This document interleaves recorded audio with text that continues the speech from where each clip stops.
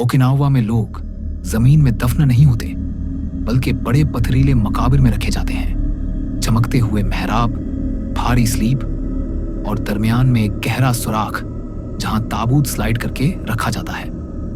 उनके किनारों पर रखे सिक्के, खाना, फूल और बखूर रात की खामोशी में ऐसे लगते जैसे कोई अभी भी उन्हें लेने आएगा।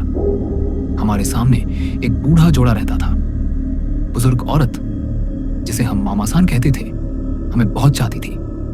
वह हमें अपने बाग में बुलाती, सब्ज चाय और मीठे बिस्किट देती और हम घंटों उसके साथ पौधे लगाते रहते। लेकिन उसके घर का पिछला हिस्सा सीधा कब्रिस्तान पर खुलता था, एक ऐसी वादी जिसमें कदम रखते ही लगता था जैसे हवा रुक गई हो। एक शाम जब आसमान सुर्ख और नारंगी रंगों में डूब रहा था, मामासान ने मुझे अकेले बुलाया। आओ, मुझे तुम्हें एक बात बतानी है, सिर्फ तुम्हें। उसके लहजे में नरमी भी थी और एक अजीब बोझ भी। मैं उसके साथ उसके बाग के पिछले हिस्से में गया, जहां एक पुरानी लकड़ी की बेंच रखी थी, जिस पर सामुराई और मछीरे कुंदा थे, जैसे किसी पुरानी कहानी का दरवाजा। मामासान खामोशी से अंदर गई और चाय और चावल के केक के साथ वापस आई। हम बैठे रहे और कुछ लम्हों तक सिर्फ शाम के बदलते रंग देखते रहे।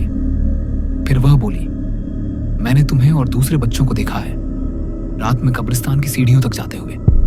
उसके अल्फाज मेरे दिल पर बोझ बनकर उतरे।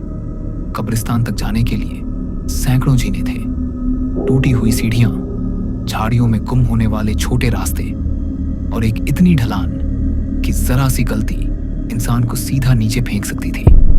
लेकिन मामासान ने कहा, असल खतरा सीढ़ियां नहीं है, असल खतरा नीचे है। मैं उसकी तरफ देखता रहा। वह पहली बार संगीन, खौफजदा और बहुत बूढ़ी नजर आई। आहिस्ता से बोलने लगी, जंग के जमाने में यहाँ बहुत लोग थे। अमेरिकियों के बारे में यह प्रोपेगेंडा फैलाया गया था कि वह दरिंदे हैं, लोगों को पकड़कर बेरहमी से कत्ल कर देंगे। इस खौफ में बहुत से खानदानों ने खुद को चट्टानों से गिरा दिया, सिर्फ इसलिए कि दुश्मन के हाथों नहीं मरना चाहते थे। मेरा सांस रुक गया। मामासान आगे झुकी, आवाज और भी मध्यम हो गई। एक औरत थी, 2 बच्चों की मां, वह भी कूद गई। बच्चे वहीं मर गए, मगर वह जिंदा बच गई। मैं पत्थर बन गया, महीनों बेहोश रही।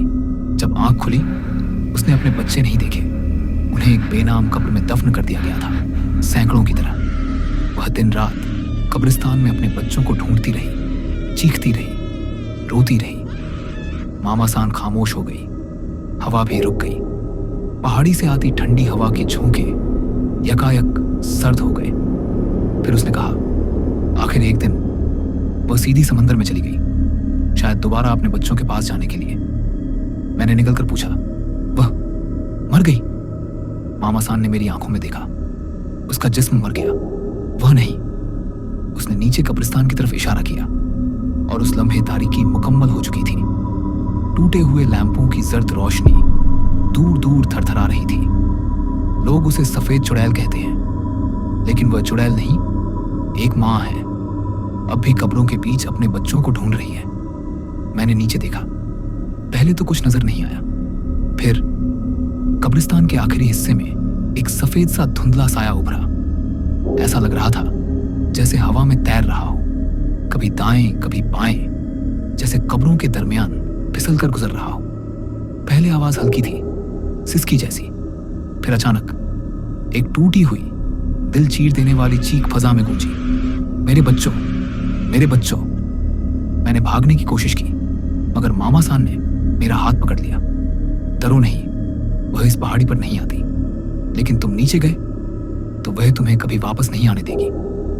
उस रात के बाद मैंने दोबारा कभी कब्रिस्तान नहीं देखा, न दिन में, न रात में, न कभी मामासान के बाग के पिछले हिस्से में बैठा।